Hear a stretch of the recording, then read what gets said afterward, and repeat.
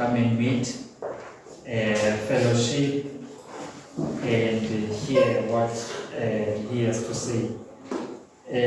I was reluctant to comment on the Bible study because somehow it is connected to the sermon of today, and it can all be God's word. Amen. So I was going to preach before I start preaching. But we thank the Lord for the kindness and the love that He has given us. We are going to go, Wazalwane, to Psalms 37, verse 23. And we are going to look at the following topic that says, take the first step. And we are going to look at what taking the first step entails. And the topic is also connected to what we spoke about last week as well. But we are going to go deeper into what taking the first step looks like. And whoever finds it for us can read it for us. If the Lord delights in a man's way, he makes his steps firm.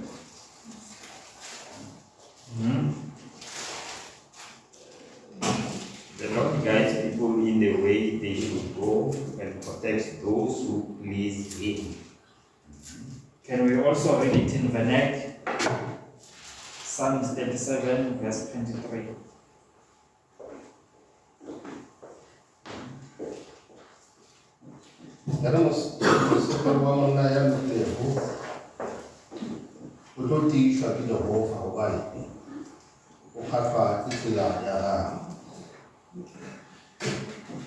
Okay.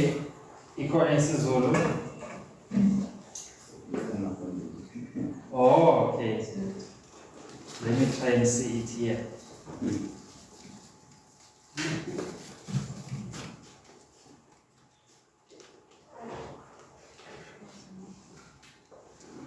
Ngokuba uJehova uthanda ukulunga. 37:23. Oh no, I'm reading the wrong one. Izinyathelo zomuntu ziqiniswa nguJehova. Uyayithanda indlela yakhe. Okay. So here we are looking at a book that was written by what's the name of that? David. It was written by David, and it's one of the Psalms that he writes. And David says, "The steps of a righteous man are established by the Lord." So I like the one that says, "The steps are established by God," or "the steps are guided by God." Now, the question that we should ask ourselves then in this topic is to say, what is David trying to tell us, especially in connection to what my father has spoken? The steps of a righteous man are established by God. Now, when I was reading this scripture, Bazalwane, I went deeper into trying to understand what the scripture says, and discovering that the scripture talks about the steps of a righteous man being established, and trying to understand what it means for the steps of a righteous man to be established. And this, Bazalwane, is quite a challenge, because if we don't take any steps towards doing something, then the question is, what will God establish? My father, Maleo, can you please read the scripture again for us? I like the way it explains it. In English. Yes, English. If the Lord delights in a man's way, he makes his steps firm. Okay. Uma izindlela zomuntu zimthokozisa uJehova.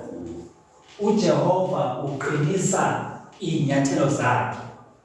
Noma wenza inyathelo zakhe zihlale ziqonde. I like the word establish. So iyo topic esokhuluma ngayo namuhla. Ethi thatha isinyathelo soqala. Uma indlela zomuntu zimthokozisa uJehova, uJehova wenza njani?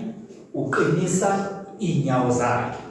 So it's very, very much important, bazalwane, because as my father has said, sometimes because as tame singazithathi inyathelo zokwenza izinto ezinhle.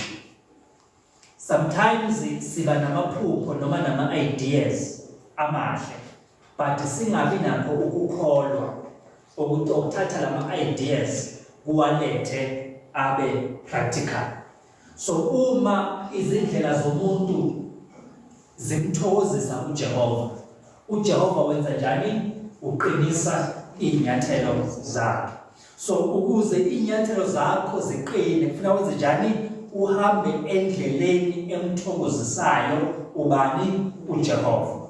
So ilento ke esoyibheka namhlanje ukuthi kubalekile ukuthatha inyathelo ezizomthokozisa uJehova. Ngoba the minute uthatha inyathelo ezizomthokozisa uJehova, uJehova wenza njani? Uqinisa inyathelo zakho. He says he establishes. Masikhuluma ukuthi into iya-establishwa, sikhuluma ukuthi iyahlelwa noma iyahlelelwa noma iyabekwa ukuthi iqine. Right? Njengalendle sikuyo, inani ine-foundation. I-foundation iyona esingathi masakha indlu sithi lendlu iyaqiniswa noma iya-establishwa. Right? So uma izindlela zomuntu zimthokozisa uJehova, uJehova wenza njani? Wenza inyawo zakhe zenze njani? Ziqine. Ngoba kuyenzeka uma uthatha inyathelo eziya endlelweni eright, kube nezinto ezikuvimbayo ukuthi ungafiki lapho uyakhona. Kodwa izwi kaNkulunkulu lithi namhlanje uJehova yena uzokwenza njani? Uzoqinisa inyawo zakho noma uzoqinisa inyathelo zakho. Like my father is saying, sometimes you are going on a journey and awunakukholwa ukuthi uNkulunkulu uzoba nawe. Therefore ungenza lokho ukuthi you don't take any steps because you don't believe that you can achieve a particular thing. You don't believe that you can do something. Yenze lento leyo uhlehlele emuva ungayithathi inyathelo ethile. So lithi lana izwi kaNkulunkulu, uNkulunkulu uyakwazi ukuqinisa inyawo zakho. So do not be afraid of taking the first step, because God is capable ukuthi kule ndlela one step esithathayo ebalekile ukholwa. Ukholwa is beginning a journey, bazalwane. I've said it before, ukuthi ukholwa ukuqala uhambo. It's beginning a journey. So uma udecide ukunikela impilo yakho kuNkulunkulu, uqala uhambo. And kulo hambo oluhambayo noma kulo hambo oluqalayo, uNkulunkulu uzokwenza inyawo zakho zize njani? Ziqine. Ukuze uzokwazi ukumelana nohambo lendlela. Ukuze yonke imoya ephambene necebo lakho noma ephambene nalento uNkulunkulu afuna ukuyenza ingeke iphumelele. You see, the minute waqala wafuna ukwenza into enhle, amkholelo ukuthi uSathane uyajabula. Ajabuliswa ukuthi wena you are taking steps towards doing the right thing. Right? So kuzoba nezimpi sometimes ozobhekana nazo, not because of anything, but because you have decided to take a step in the right direction. Right? Why is it that it's so difficult for you to go the right direction? Yingoba yabona noma ungaba namaphupho angakanani, noma ungaba namaphupho amahle kangakanani, mangabe ungawathathi lawo maphupho uwabeke endleleni uwenze, azogcina ngamaphupho. Uthi omunye umshumayeli, ezinye zeyindawo ezinomnotho kakhulu emhlabeni, uthi akusiyo ama-diamond ase-South Africa. Mhlawumbe ungathi South Africa ngoba inama-diamond, inegolide, indawo enomnotho. Okay, now umbuzo ukuthi yiphi indawo enomnotho? Uthi umnotho awukho kubo-Dubai. Abo-Dubai amadolobha amakhulu esiwabona ngazuthi anemali, nabo Qatar indawo esibona ngazuthi zinemali, zine-oil. Mhlambe omunye ngathi kuse-America ngoba i-America inamasotsha amaningi, inemali eningi, mhlambe yiyo indawo enomnotho ukuyidlula zonke. Mhlambe omunye angakhuluma mhlambe ngabo-Congo ngoba banama-minerals amaningi, athi mhlambe yizo indawo ezinomnotho omningi. Omunye mhlambe angakhuluma nabo-Europe, uthi lo mfundisi indawo enomnotho omningi isemathuneni. Ngoba emathuneni kunamabhizinisi angaqalwayo, aze ayongena emathuneni enze njani angaqalwayo. Emathuneni kunama-ideas anga-implementwayo, emathuneni kunama-vision angenziwayo, emathuneni kunama-ideas, kunemibono umuntu aze afanayo, umbono wakhe omkhulu waze wafanayo. Usuthi-ke indawo enomnotho kakhulu ukudlula zonke indawo isemathuneni. The place, the most wealthy place than any other place in the world. It is not Dubai, it is not America, it is not Africa with its minerals. The wealthiest place on earth is the grave. Because it is in the grave that has visions that were never achieved. It's the grave that has things that went into the grave without achieving them. Now the question that we must ask ourselves today, what are we taking to the grave? Otomunye live full, die empty. Phila ugcwele kodwa ufe uempty. Njengoba ngangishilo ukuthi umuntu mayefika emhlabeni ufika afumbethe. And then akwazi ukuthi afe afumbethe futhi. Funa dedele lento ayifumbethe ukuze izodliwa yini umhlaba. So the question is ke namhlanje ukuthi, are we only having good intentions and good dreams and good visions that we are not achieving?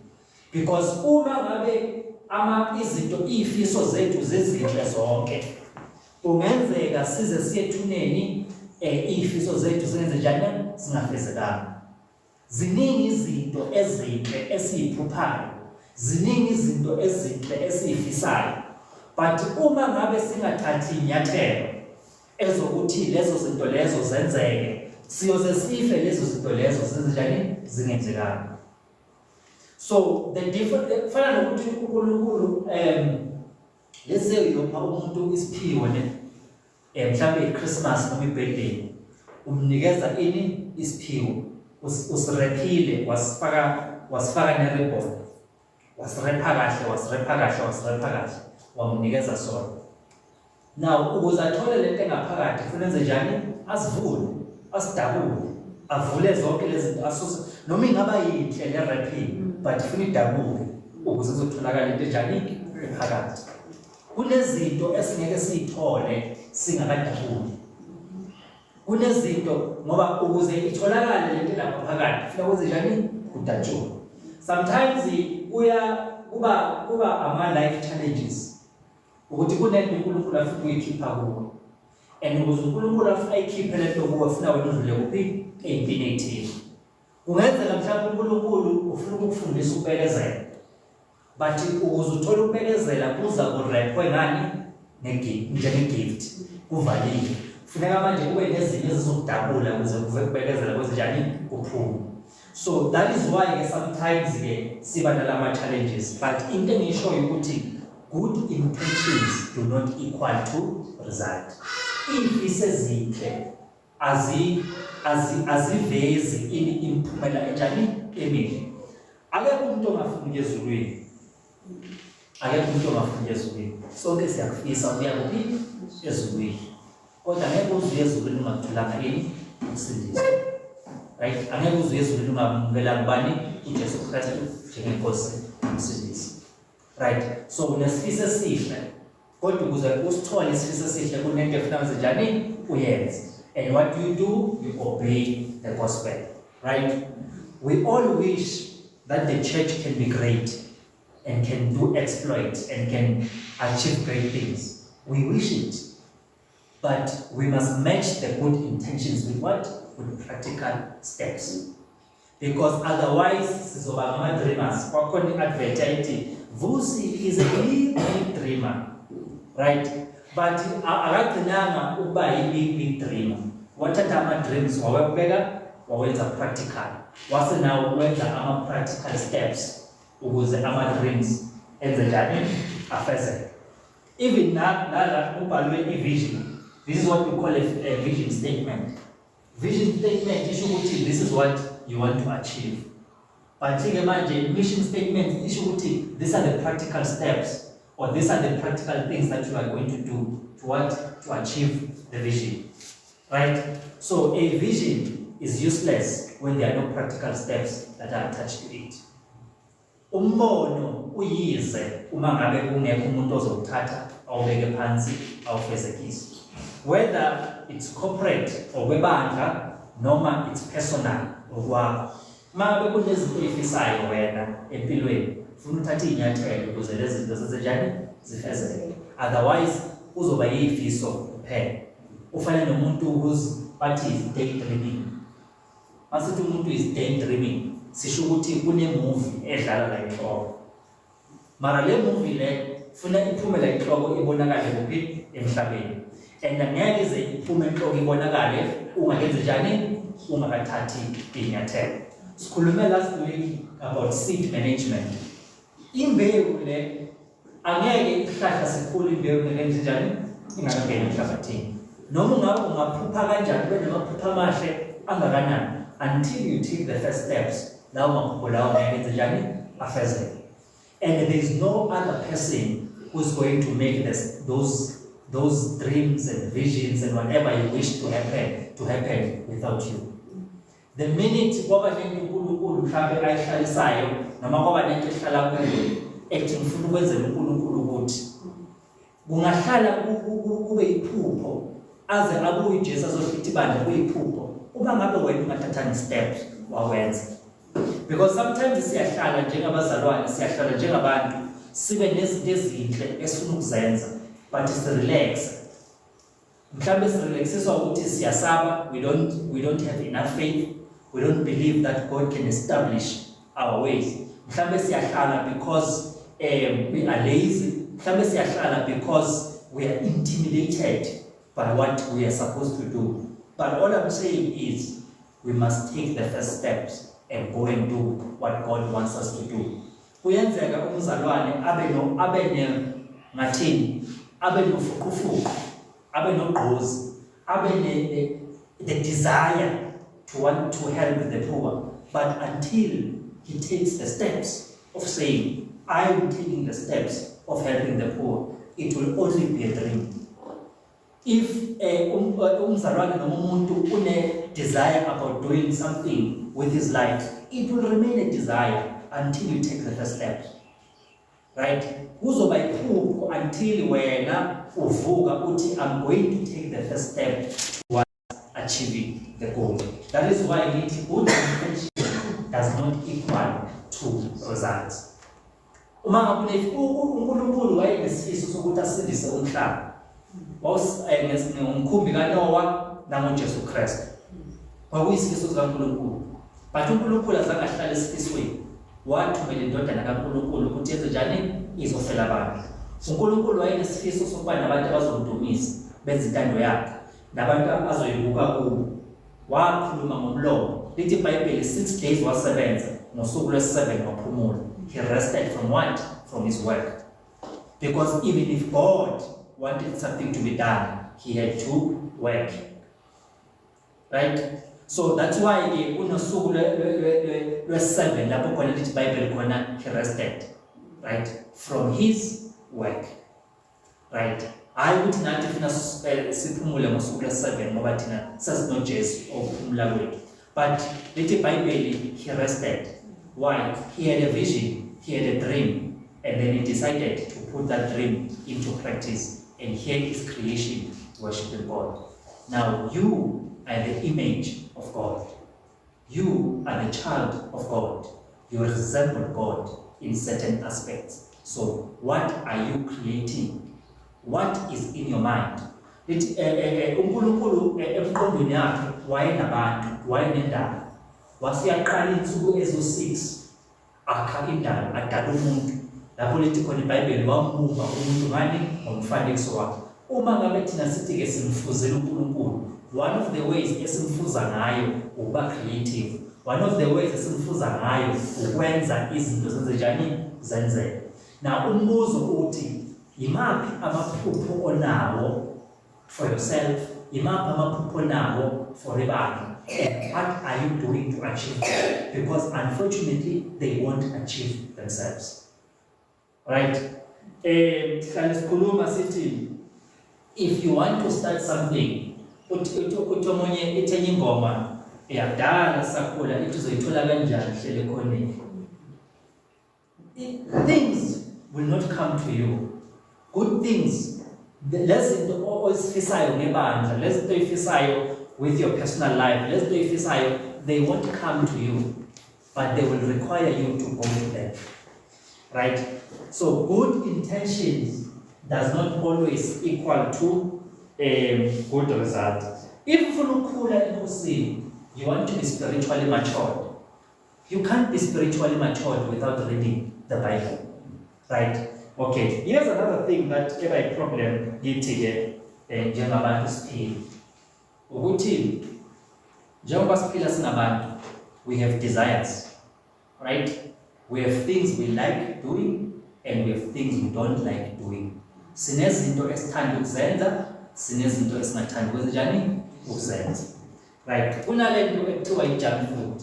Angithi KFC, ice cream nani. We like eating them. Akekho umuntu ongazuthi amathilana akayi-enjoy junk food. Sonke siyayithanda junk food. Right? Kodwa khona abantu abangasithandi spinach. Khona abantu abangasithandi abangawuthandi umbhido babayo. But spinach nombhido babayo sinani sine-calcium. Uma uyimisele ngokuthi wena you want to lose weight, angeke uze weight udla abo-KFC nabo-ice cream nabo-bani. You have to eat the things that you don't want to eat in order to get the things that you want. So sometimes you have to do what you don't want to get what you want. Ngezinye inkathi ufuna wenze lento ongafuni ukuyenza ukuze uthole lento uyifunayo. UTomi umhlabeleli indlela ayikho indlela eyezulwini ehamba lapho wenza njani uthanda khona.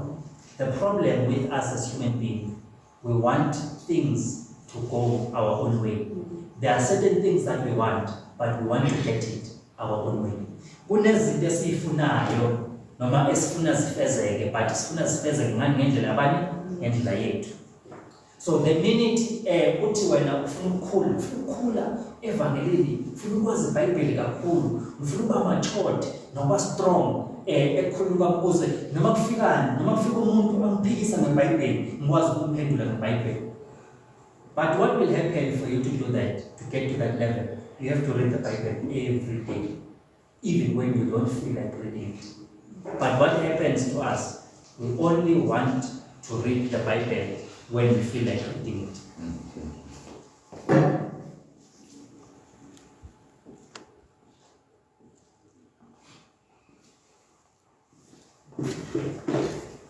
Right? Sifuna ukufunda iBhayibheli ngasikhathi kumnandi. Ngesikhathi uzwa amakhaza ulele engubeni ukhathele, you don't want to read the Bible. You just want to sleep. Right? But for you to be able to get the results that you are looking for, you have to do the hard things that you don't want to do. Lezinto ongafuna ukuzenza yizo lezo ofuna ukuzenza, ekufuna uzenze ukuze ufike la ufika khona. Kulabo abafundayo bayazi ukuthi ukuze uthole i-degree ufuna wenze njani? Ufunda. And sometimes more food, udibana ne-maths, udibana ne-problem laphayana. Uzama ukuyisolva, ikushaya. Thatha incwadi, ujejele laphayana, uphumuze umqondo. Uphinde ubuyele encwadini futhi, ngoba until uze uyisolve le problem, angeke uyithole i-answer. Right? Uphinde ubuyele encwadini, iphinde ikushaya futhi. Uphinde ujejele incwadi laphayana futhi. Uthi hey, khathele ufunda manje. Uphinde ubuyele iphinde ikushaya futhi. Ushawa yini? Awukhona solver for X, awukhona ukuthola the answer that you are looking for. And you can do it 4-5 times. Uzofika lapho ukuthi, oh man, kodwa ufaka minus. Yiki answer ngaphuma. Oh man, ngisebenzisa formula wrong. You have to keep on doing that. Is it fun to do that? No. But once you figure out the exam room and you have the same problem, you are able to answer it. Because the 5 times when you were supposed to do the sum, you did not give up. Right? You did what was not in line with how you felt. You felt like giving up. You felt like letting go. But you did not. Now, there are times in life where we feel like just letting go. Oh, no, let me just give up on this Christian thing. Okay, let me just give up on this thing. You don't. You keep fighting. Right? You keep doing what does not feel comfortable with you. So, okay, sasithi masikholwa, sasithi, you see, when I become a Christian, yonke into yami izoba mnandi, nje. uNkulunkulu uzomvikela ngizothi mangabe bangihlasela abantu uNkulunkulu avele njenge-Superman alwe nezitha zakhe. Right? That's what we thought. Right? But we discovered soon, masesikhula and become mature, sibona ukuthi there are things that you have to go through and hold on to your faith in spite of the circumstances. You don't give up when things become tough. And the problem with people today is that when times become tough, they think it was not meant to be. When times become tough, they think that no, it's not supposed to happen, I need to go back. Right? But even when times are tough, you need to continue. Do what it does not feel comfortable in order for you to get what you want. Uju lwenyosi ludlule edolosini lwenyosi. Before uyofika uju ulibambe lidle elimnandi ufuna udlule eshayweni inyosi.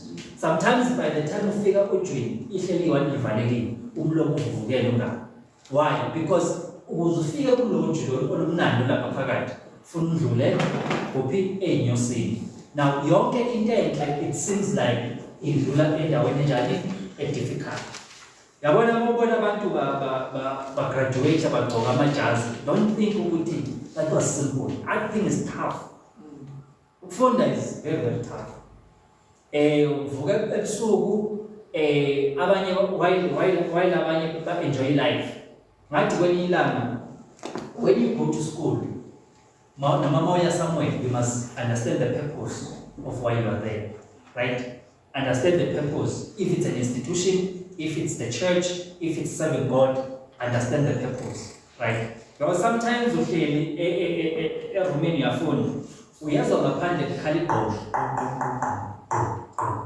We have a best film about Japan, we have a 8 9 in the when we say land, Fernani, in Israel, we all into the Pagatia, walk, eat a puma, coming up and puma, coming up and sometimes we are able to get shy. Because everything in you says that we must go out there. But we are not led by our feelings. We are led by the word of God. Yes. You need to sit and ask yourself, what do I want to achieve? You don't choose your actions. You don't choose your consequences. You choose your actions. Your actions choose your consequences. Awukhethi impumela, ukhetha into ozozenza. Izinto ozenzayo zikhethela ini umphumela. So ngithi yenza lento eright noma ngabe ungazwakali ukuthi kumnandi uyenza. Ngoba sonke sifuna ezweni kodwa ukuphila njengokusho kweBhayibheli kunzima. Ilento esingayifuni. Right? Mara ukuze sithole lento esiyifunayo ukuthi sifuna ezweni, funa senze lento esenze njani esingayifuni. Ukuze sithole lento esiyifunayo ukuthi sifuna impumelelo funa senze njani lento esenze njani esingayifuni. So sometimes we have to do what you don't want to do to get what you want to get. But thina-ke, in most cases, sifuna ukuthi senze lento esifuna ukuyoyenza. Asambeni bazalwane, Izaga 6 verse 6 to 11. Ihambisana nale explanation. Sisho seyitholile masifundela yona. Cela ukuthi sifunde both ngesiZulu nange-English. Go to an end, you sluggard, consider its ways and be wise. It has no commander, nor overseer or ruler, yet it stores its provisions in summer and gathers its food at harvest. How long will you lie there, you sluggard? Up to 11. When will you get up from your sleep? A little sleep, a little slumber, a little folding of the hands to rest, and poverty will come on you like a bandit, and scarcity like an armed man. Scarcity like an armed man. Ngamanye visions is like a robber. Like a robber with arms. Asifunde nangesiZulu. Yana emntwaneni vilandini. Ubone izindlela zayo uhlakaniphe. Yona ethi ingenamahluleli nambonisi nambusi ilungisa nokho ehlobo isinkwa sayo ibuthe ngesikhathi sokuvuna ukudla kwayo. Uyabulala kuze kube nini vilandini. Uyavuka nini ebuthongweni bakho na? Ubuthongo obuncane ukozela obuncane, ukusonga izandla kancane ukuze kulalwe. Bese kuthi ubumpofu bakho bufike njengomhambuma, ukuswela kwakho njengomuntu wesihlanu. Nokuswela kwakho njengomuntu wani wesihlanu. Shuthi umuntu owenza njengesigebengu, njengomuntu ohlaselayo, a robber that robs. So what will rob you of whatever we want to achieve is being a sluggard, is sleeping more than you should, is saying, let me sleep a little bit more. Ngilabona mawufuna uvuke ekuseni, 5 minutes, mawuvuka solele 1 hour. Right? Sometimes we have that, no ngizobuya ngikwenza, ngizokwenza kusasa. Uthi uyabheka unyaka seyaphela, lokhu uthe ngizobona kusasa. But kunalezi zinto lezi ekufuna uzenzile. But wena, you are not doing them, right? Because you keep on postponing. You are not doing them because you keep putting them aside, right? So, and sometimes it's because you are just lazy to do it. Sometimes it's because you don't have faith, right? Can I really do this thing? Can that be me? And this is what my father was saying. It can be you. Uma ngabe kunezinto ofuna ukuzenzela uNkulunkulu, take the first step. Ngabe kunama-programs ofuna ukwenzela uNkulunkulu, take the first step and do it, and God will establish your ways. Uma izindlela zomuntu zimthokozisa uJehova wenza njani? Wenza inyathelo zakhe zibe established, uqinisa izindlela zakhe nomqinisa inyawo zakhe. So intuthwane le iBhayibheli elithi siyibheke, intuthwane mawuyihlobo uyithola igijima, zidonsa konke ukudla ezingakudonsa, zihambe zokufaka phakathi emgodini ukuze ebusika zingezokuphuma, ngoba ebusika kuyabanda, zizohlala la ngaphansi zidle lokudla ezidlayo. Sizobamba abazalwane uMshumayeli 3 verse 1 to 2. Mhlambe simfunde naye uMshumayeli 3 verse 1 to 2.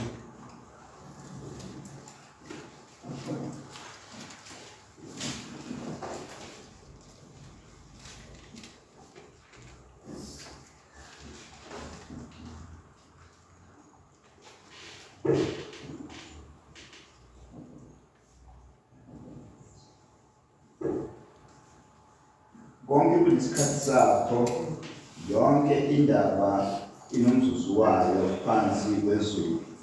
Kukhona isikhathi sokuzalwa nesikhathi sokufa, isikhathi sokutshala nesikhathi sokusiphula okutshaliweyo, isikhathi sokubulala nesikhathi sokuphilisa.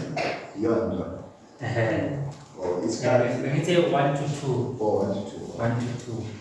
Ithi kunesikhathi sani sokutshala nesikhathi sani sokusophula.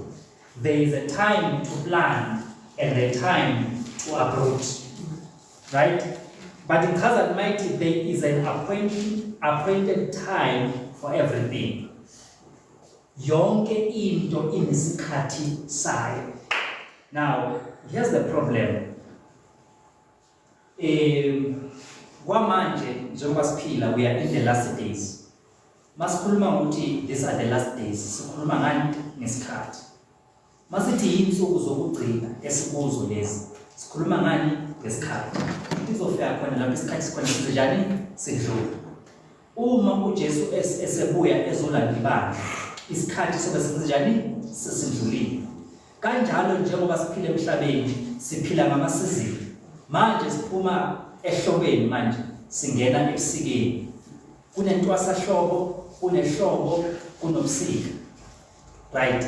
So, uma ngabe umlimi eyolima, ulima ngokwesizini efuna lime ngayo. Kukhona ispinashi esikhula kahle ebusika. Right? Umbila ukhula kahle entwasahlobo. Right? Ilapho khona wenza njani utshalwa khona. But imistake ongayenza ukuthi ubona abanye abantu imbila yabo seyishakaza. Ngazini ukushakaza ngesilokuzana ngesindebele. But lapho khona umbila khona ukhipha lezi zinto lezi esingathi zingama-weed. So, uphilomela. Ma ubona umbila sowenza njalo, kushuthi sozokwenza njani? Sozokhipha ilokuzana umbila. Sozokhipha ilokuzana i-fruit. So, umbila lona ukhula ngama-stages. Now, kungenzeka ukuthi uma ubona imbila yabantu isishakaza, isiqala ukukhipha umbila, bese uthi wena, athina ngitshali. Ngoba sobona ini imbila yabanye senza njani seyiqhakaza. Ungakhohlwa ukuthi this is not the time for planting, this is the time for reaping. So when God has given you time for planting, use that time to plant, because you are going to have a problem of planting at the wrong time. So sometimes uNkulunkulu mayesipusha ukuthi senze izinto, usipusha ukuthi senze izinto ngesikhathi. Right? Ngesikhathi sakhona. Ungathi mawubona omunye umbila wabantu soshakaza bese wena ngkhona uyotshala. Qala utshala, mayithi into asahlobo yenza njani? Tshala. So iza lento lena emsebenzini kaNkulunkulu. Lesikhathi esikuso manje, isikhathi sokwenza njani? Sokusebenzela uNkulunkulu. Kuzofika isikhathi lapho khona sesigugile sesingabona emehlweni. Indlela yethu seyifika ekugcineni. Kuyoba nzima ukuthi ngaleso sikhathi leso ngikhona wena ufuna ukwenza njani? Because leso isikhathi swani sokuphetha. Right? Kuzofika khona isikhathi lapho khona uJesu khona esokwenza njani? Ezolanda ibandla. Right? Isikhathi saleso sokuphetha. Kungathi ngesikhathi sokuphetha wena ufuna ukwenza njani? So kuhle ukuthi uqale isikhathi sisekhona. In whatever thing you want to achieve, keep time, because things are done in the right seasons. Izinto senziwa ngesikhathi sakhona. The minute usase nesikhathi, the minute kuyisizini yokutshala, tshala. Right? The minute kuyisizini yokutshala isitshalo esithile, tshala leso sitshalo ngesizini yakhona. Ukuze uzokwenza njani? Uzovuna isivuno esihle. Because sometimes uzovuka sekulate, sekuyisikhathi sani sokuvuna wena khona usaphethe izinto zani sokutshala. So ithi-ke, do not waste time. Time is precious. Wayethi omunye umama, time wasted is never what? Regained. Isikhathi sifana namanzi. Once wachitha phansi ngiyosawabutha futhi. Right? So kubalekile ukuthi in all aspects of our lives, kuzo zonke izinto esizenzayo, whether serving God, whether in our personal life, let us make sure that we use the time we have to achieve what God wants us to achieve. Don't waste time on frivolous things, but focus your time on doing what God wants you to do. Singaba nawo ama-intentions amahle, singaba nakho ukuthi sifuna ukwenza izinto ezinhle, but if we don't use the time, we won't achieve what God wants us to achieve. Sometimes sifuna ukushumayela, sifuna ukwenzani, sifuna to reach out to the community, we want to do anything, and sometimes we are afraid, sometimes we are intimidated, sometimes there are many reasons ezingenza ukuthi singafuni to go and do the things that we are supposed to do, but we must go and do them. Sometimes kuba nezinto ezihlala enhlizweni yakho ukuthi yazi ngiyafisa ukwenza ukuthi, yazi ngiyafisa ukwenza ukuthi, yazi ngiyafisa ukwenza ukuthi, ugcine ishaya ungenza njani unakwenza. Kodwa into ithi namhlanje vuka uyithathe, lithi iBhayibheli vuka kuphi ekulaleni kwakho, ukukhanya kaKristu kuzokwenza njani, kuzokhanya kuwe. Maliqhubeka lithi use every opportunity you have, lonke ithuba onalo lenze, because the days are evil. Mawuqhubeka ufunda leso script, the book you can read it at home, ilapha Ephesians 5 verse 14 to 17. So yizo izinto lezo ekufuna sibheke ukuthi let us make sure that we use the time we have. Let us understand ukuthi good intentions do not equal to good result. Sengibala abazalwane, asifundeni James 2:14 to 26. Ngiyaqala nje uzongifundela masinyane ngesiZulu. 14 to 26. Yes.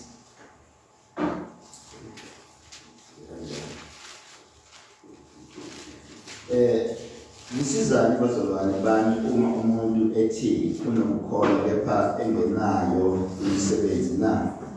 Ukukholwa iyonjani? Yes. Ukukholwa kungamsindisa na?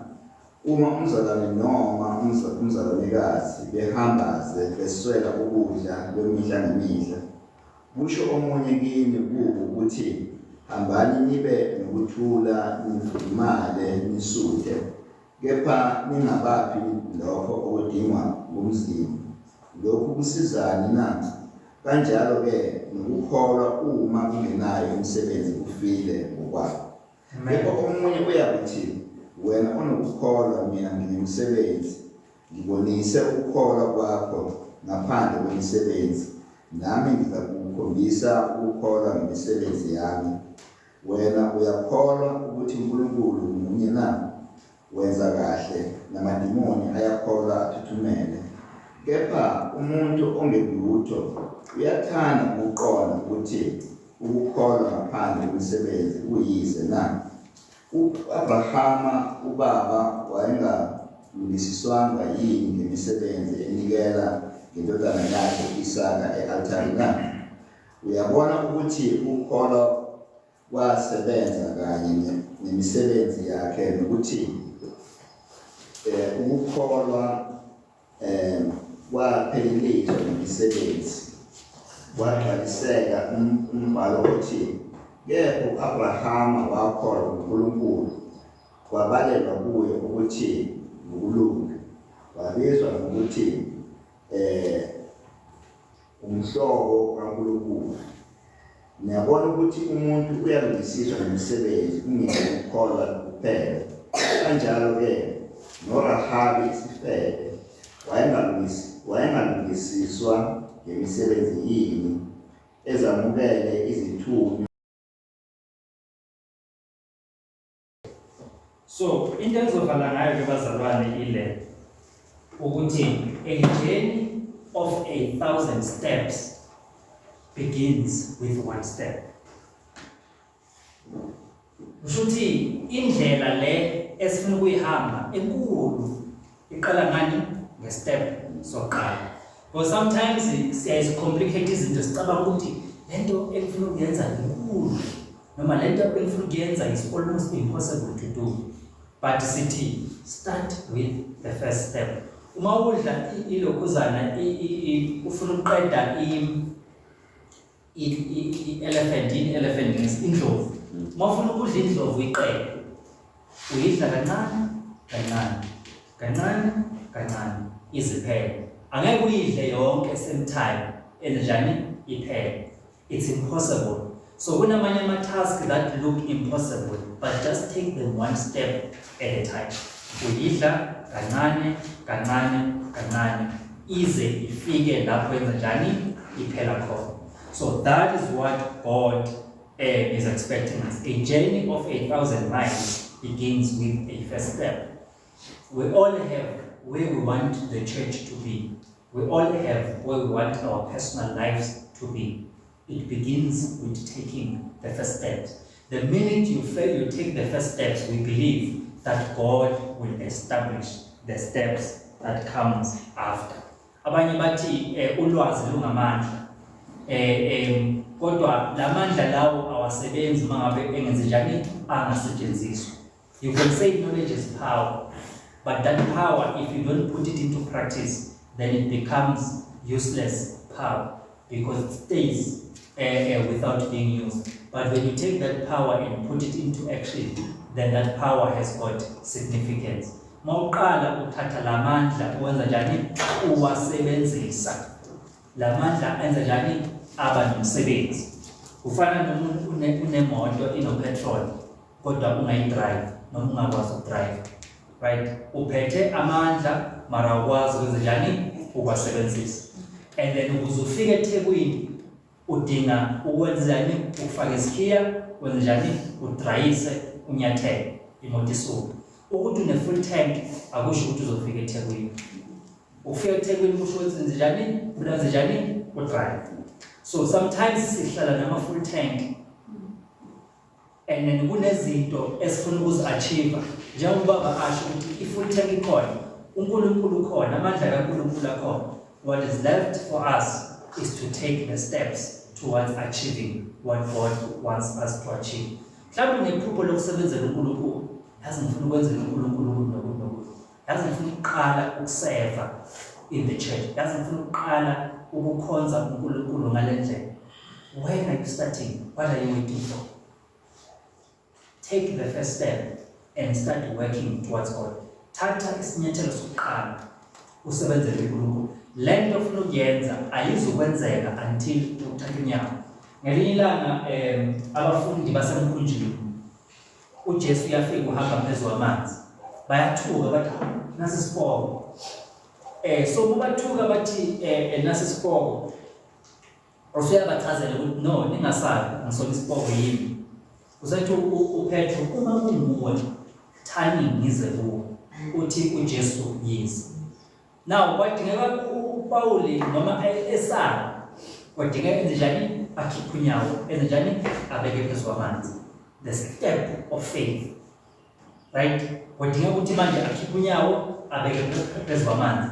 Waqala wahamba kuphi phezulu kwamanzi. But if wahlala emkhunjini wathi uyasaba ngabe lokufakazi asinabo namhlanje. Namhlanje sishumayela ngabo ubufakazi wakwenza njani he took the first step. So the question is, when are we taking the first step? When are we taking the first step in working for God? When are we taking the first step in our personal life? When are we taking the first step in bringing our dreams into reality? Now, it's not going to be easy taking the step.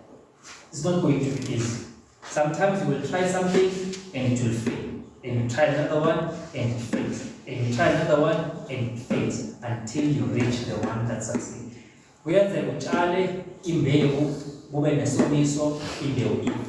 Utshala futhi enye imbewu ize line kuze kuphume isivuno leso njani osifunayo. Right? You don't stop because you faced a certain difficulty. Whatever difficulty it might be, you don't stop. you keep on trying up until you get to where you want to go. A journey of 1,000 miles begins with the first step. Uhambo olude luqala ngesinyathelo esisodwa. So, and ukuhamba kulezo nyathelo lezo akuzuba lula. Okubalekile lithi sibeke uKristu ongumqalisi nomphelelisi wani wokukholwa kwethu. Ukuze yonke into ephumelela funa siqonde ukuthi yonke into esiyenzayo, whether siyenza on a personal level or whether siyenza corporate noma siyenza for bonke abantu, sazi ukuthi inhloso enkulu ukuthi siyenzela uKristu. Noma siyaphila noma siyafa siphilela uKristu noma sifela uKristu. So uKristu uba yi-center yempilo yethu. I mean, I made a decision myself even when I was a young child. Sasomfana ukuthi I'm doing everything for God. Whether I'm studying for God. Whether I'm living for God. Whether I'm working for God. So mangivuke ekuseni ngivula amehlo ukuthi ngisuke ngenzela uNkulunkulu. So angenzeli ukuthi mangiye esikolweni angenzeli ukuthi khona ngizosebenza ngibe nemali nani. Yes, it's a byproduct of that, but the main aim ukuthi ngifundele ubani uNkulunkulu. That is why I make sure ukuthi uma exam wami cheat. That's why I made sure ukuthi when ngiyakhumbula esikolweni one day siyobhala iphepha. Masiyobhala le phepha vele amaphepha yalika. La liki iphepha lagcwala everywhere. Mawuthi ungene e-library uthola bahleli. Bakho. Abanye bayakopha, abanye bayafunda, abanye benza amasamu. Right? Same paper. But I passed that paper without what? Copying. Right? Because I understand that when I study, I'm doing it for what? I'm doing it for God. Now I cannot steal for God because it defeats the purpose. Because if I come with stolen property and say I'm doing it for God, I'll still go into hell trying to do something for God. So for me to live and do something clean, I have to make sure that everything that I do is done clean because it is done in worship of God. So it's very much important ukuthi whatever we do in our lives, we must do it for God. Mabe sisebenzela uNkulunkulu, sisebenzela ukuthi zonke izinto zikaNkulunkulu zihambe kahle. Mabe sishumayela, mangabe sifakaza, mangabe sabela amaphofu, whatever we are doing, whatever program we are doing, we must do it for God. And Christ must be the center of that program. Ukuze lento esiyenzayo ibe uNkulunkulu. That is why angeke senze izinto the other way and still say we are doing it for God. So take the first step in serving God. And ask what God has placed in your heart. I don't know what your dreams are. I don't know what you want to achieve. What I'm saying, take the first step. Until you take the first step, everything that you want to do will remain a dream and will not become a reality. Sometimes siyasaba, when is this saba ukuzenza? Right? Siyasaba ukuzenza. Mhlawumbe ibhizinisi ofuna ukuyiqala, yasaba ukuyiqala. Take the first step. Just take the first step, and then you will see things will start unfolding. If it fails, then it will be a lesson. There is no such thing as a failure. You just discover more ways of not doing it that way. Right? You just discover more ways of not doing it. Right? Or you just discover more wrong ways of doing the thing that you want to do. The minute uhluleka uyathela ukuthi wakwenziwa so, I think zamenye indlela. Wakwenziwa so. So part of ukuhluleka ukufunda, whether akekho umuntu ongakasahluleka empilweni, sonke sihlulekile somewhere somehow. But ukuhluleka lokho kuyilesson ukuthi akwenziwa so. You do not awuthi mawuhlulekile bese uhlala ekuhlulekeni. Uvumela ukuhluleka kukudefine. You don't allow failure to define you. You stand up in the Bible, a righteous man can fail 7 times. 7 times he rises. So whatever you fail to do, you wake up the next morning and you do something else. If you fail at doing this, you do this. If this one fails, you do that. But sometimes you have to keep on doing it and doing it and doing it and doing it. Because if you don't do it, no one will do it. You will go to the grave with the dreams that you have. You will go to the grave with whatever you want to achieve. I was preaching Bazalwane, he said Kangani. And I was saying Bazalwane, uMaria, uNkulunkulu wamsebenzisa intombazana. uElizabeth, uNkulunkulu wamsebenzisa emdala. So uNkulunkulu is not done with you. So as long as you are still breathing, as long as you are still alive, God has something uNkulunkulu akubekele yona. That's very much important. Sonke kunezinto uNkulunkulu asibekele zona. Ibandla lakhiwa yini ngabantu abenzenjani abasebenzela uNkulunkulu. Awuthi sengimdala kakhulu ukuthi ngasebenzela uNkulunkulu. Awuthi ngisasemncane kakhulu ukuthi ngasebenzela uNkulunkulu. uNkulunkulu uyakwazi ukusebenzisa uSara, uyakwazi ukusebenzisa uMaria. uNkulunkulu uyakwazi ukusebenzisa uDavid. uDavid wabizwa engumfana elusa inkomo. Kwayekwa bonke kuSimiyoni, kwayeka bonke labo ubhuti bakhe abadala. Wayokhethwa yena. Kwathiwa yena uyena oshaya uGoliath, like my father has said. Kwaba uDavid, a young boy, washaya uGoliath, right? Kwaba who's that? Is it Esther? Wayogana inkosi esemdala. Inkosi ayekela bonke abancane eyokhetha ugogo omdala because he was appointed by God by that time to do something. So God is not a respecter of age. God is not. He does not respect your education level. He does not respect akanendaba ukufunde kangakanani, akanendaba ukuthi umncane kangakanani noma umdala kangakanani. uNkulunkulu mayefuna ukusebenza uzosebenza ngawo. So it's very much important ukuthi we must understand that we must take the first step. Whatever we believe that we want to do for God, let us take the first step and do it. In our faith, let us not give up. Our end goal is heaven. There are many things that are going to come against us to try and derail us from going to heaven, to try and derail us from keeping the faith. But siyambambelela uNkulunkulu njengebhola lerugby. Ekuthi umuntu mayelibambile, ulibamba gijima aze ayofika the finish line. There are many things that oppose us becoming Christian. There are many things that oppose us going to heaven. But I'm here to say to you, we will go there anyway. The opposition will not stop us from achieving God's purpose. We are going to where God wants us to go. In spite of the problems, in spite of the storm, in spite of the challenges, we are going to where God wants us to go. I don't care what the devil has told you to discourage you from achieving God's purpose. I don't care what the devil, maybe the devil has told you your time is gone. I'm here to tell you your time begins now. Because sometimes we may tell ourselves that our time is gone. There's no such thing as a gone time. The time begins when you start to realize that I'm supposed to serve God.